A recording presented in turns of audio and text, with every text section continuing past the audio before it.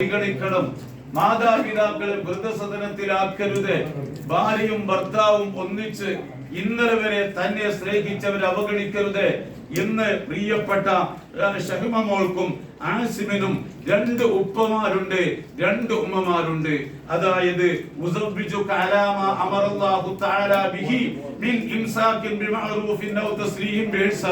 എന്ന് പറഞ്ഞിട്ടാണ് മുസ്തഫ പ്രിയപ്പെട്ട സഹോദരനോട് തന്റെ മകളെ കെട്ടിച്ചു തരുന്നു എന്ന് പറഞ്ഞത്. എന്താണ് അതിന്റെ അർത്ഥം? അള്ളാഹുവിന്റെ കൽപ്പന പ്രകാരം എന്റെ മകളെ ഞാൻ നിനക്ക് കെട്ടിച്ചു തരുകയാണ്. അത് തരുകയാണ്. നല്ല നിലക്കുള്ള സംരക്ഷണം അല്ലെങ്കിൽ തിരിച്ചു നല്ല നിലക്ക് വിട്ടു തരണം എന്ന കരാറോടുകൂടെ.